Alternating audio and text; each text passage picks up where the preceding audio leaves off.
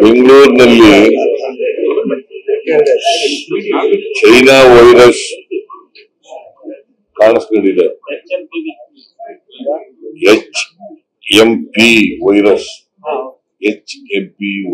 ಅಂತ ಕರೀತಾರೆ. ಇದನ್ನ ಚೈನಾ ವೈರಸ್ ಅಂತ ಕರೀತಾರೆ. ಅದು ಕರ್ನಾಟಕಕ್ಕೆ ಬಂದಿದೆ ಅಂತೇಳಿ ಈಗಾಗಲೇ ಮಾಹಿತಿ ಸಿಕ್ಕಿದೆ. ಅದಕ್ಕೆ ಮುಂಜಾಗ್ರತಾ ಕ್ರಮಗಳನ್ನು ತಗೋಬೇಕು ಅಂತೇಳಿ ನಾನು ಹೆಲ್ತ್ ಡಿಪಾರ್ಟ್ಮೆಂಟ್ ಅವರಿಗೆ ಸೂಚನೆ ಕೊಟ್ಟಿದ್ದೀನಿ. ಮತ್ತೆ ನಮ್ಮ ದಿನೇಶ್ ಗುಂಡೂರಾವ್ ಹೆಲ್ತ್ ಮಿನಿಸ್ಟರ್ ಅವ್ರಿಗೂ ಕೂಡ ಅವ್ರ ಜೊತೆ ಕೂಡ ಮಾತನಾಡಿದ್ದೀನಿ. ಅವ್ರು ಈಗಾಗಲೇ ಸಭೆ ಕರೆದು ಸಭೆ ನಡೀತಾ ಇದೆ.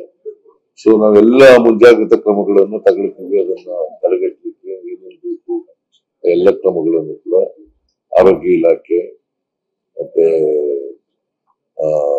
ವೈದ್ಯಕೀಯ ಶಿಕ್ಷಣ ಇಲಾಖೆ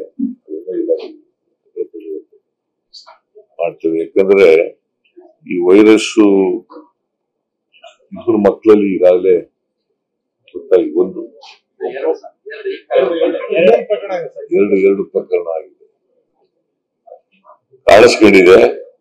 ಅಂತ ಅಪಾಯಕಾರಿ ವೈರಸ್ ಏನಲ್ಲ, ಆದ್ರೂ ಕೂಡ ಮುಂಜಾಗ್ರತಾ ಕ್ರಮಗಳನ್ನ ತಗೊಳ್ತಕ್ಕಂಥದ್ದನ್ನ ಮಾಡ್ತಾರೆ.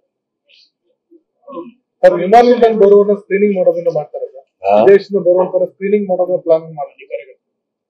ನೋಡ, ಈಗ ಹೆಲ್ತ್ ಡಿಪಾರ್ಟ್ಮೆಂಟ್ ಅವ್ರು ಏನೇನು ಕ್ರಮ ತಗೋಬೇಕು ಅಂತಾರೆ ಅವೆಲ್ಲ ತಗೊಳ್ಳಿಕ್ಕೆ ಹೇಳಿದ್ದೀನಿ. ಯಾವ ಸಭೆ?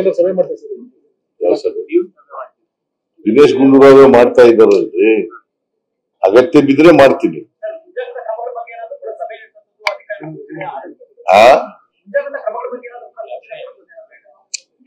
ನೋಡಪ್ಪ, ಇವ್ರು ಚರ್ಚೆ ಮಾಡ್ತಾ ಇದ್ದಾರೆ. ಚರ್ಚೆ ಮಾಡಿ ಏನೇನು ಕ್ರಮ ತಗೋಬೇಕು ಅಂತ ಹೇಳ್ತಾರೆ. ಅಂತ ಕ್ರಮಗಳನ್ನೆಲ್ಲ ತಗೊಳ್ತೀವಿ.